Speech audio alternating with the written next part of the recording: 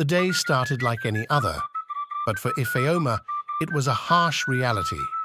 It was a day to say goodbye to her father, and thereby she was officially an orphan. Ifeoma could not control her tears. She found them rolling down her tiny cheeks. During the day, Ifeoma saw many relatives she had not seen before. They all looked very rich from the cars they drove and the dressing code.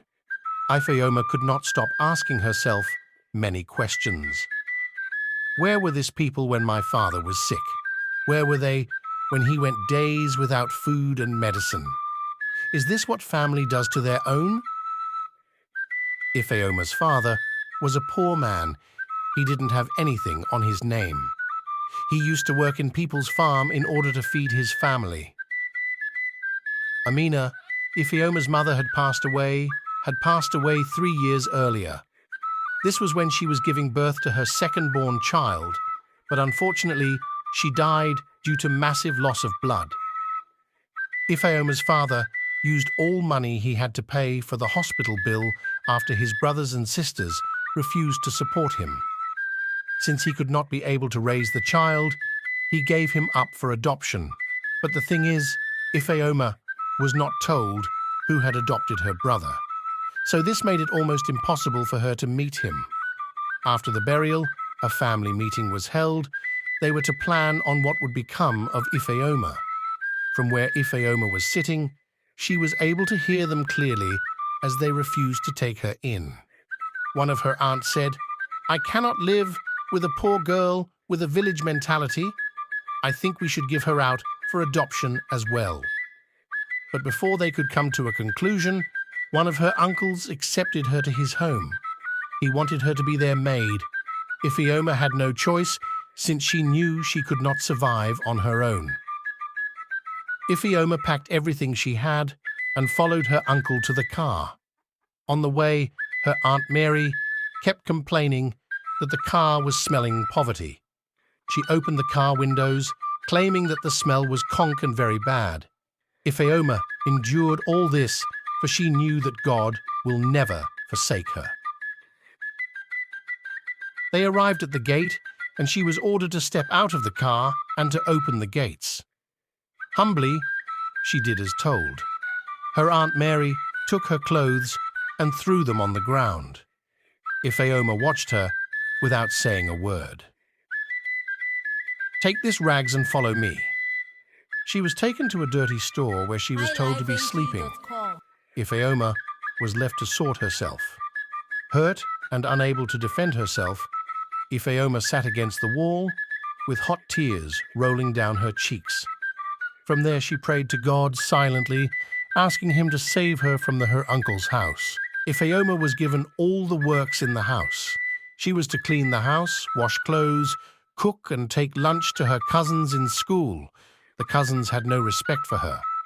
They would talk anyhow and treat her with disregard as they saw their parents do.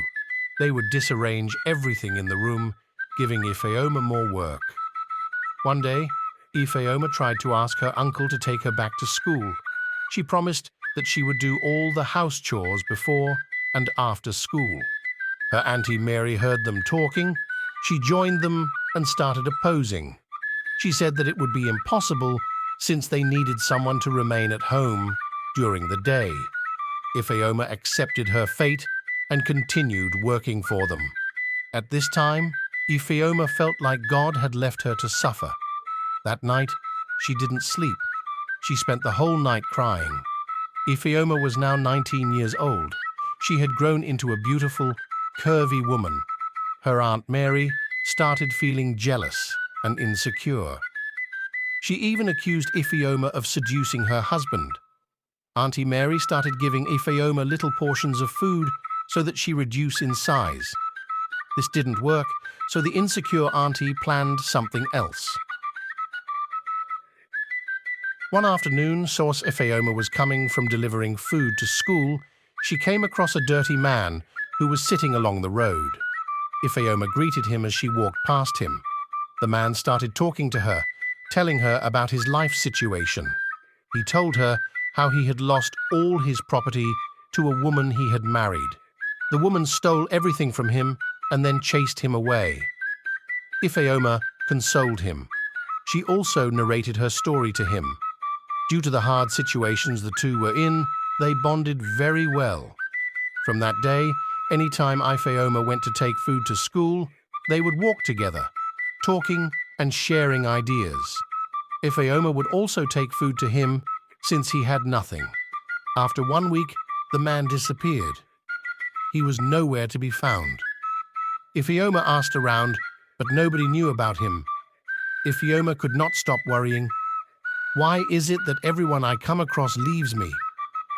She could not help but started remembering of all those people who had been taken away from her life. Ifeoma felt like she was now old enough to support herself.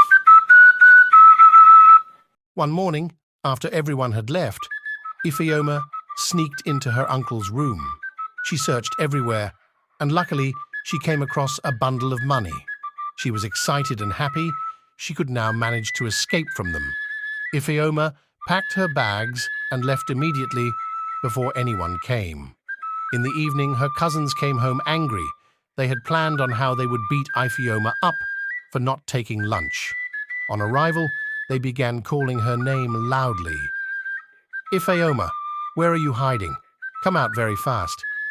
Out of anger, they went to the store where they thought she was hiding. To their surprise, she wasn't there, and neither were her clothes. Ifeoma's uncle came home only to hear the news. Who cares? She is old enough to take care of herself, her uncle said.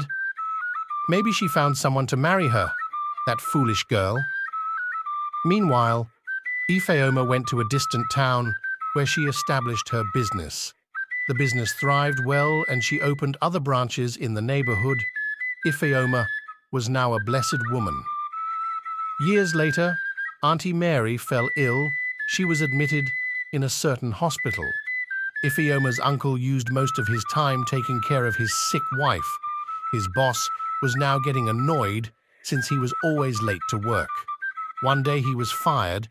They told him that he was not reliable, so they had to let him go. Auntie Mary's health became worse day by day. More money accumulated. Now, Ifeoma's uncle was running out of money. His children's fees were not settled in time, so the children were chased out of school. Food became a problem. They could not afford 3 meals. They only ate breakfast and supper. One day, Ifeoma came across her uncle as she was passing by the hospital to greet her husband. Seeing how troubled he looked, Ifeoma went to talk to him. He narrated the whole story to her and asked for her help. Ifeoma wanted to help, but the bitterness they had caused her was telling her otherwise. She looked at him once again, lost of words. She left him there and walked away. In her house, she started crying. Was she supposed to help or what? After all they did to her, refusing to take her to school, using her as a maid and disrespecting her, no way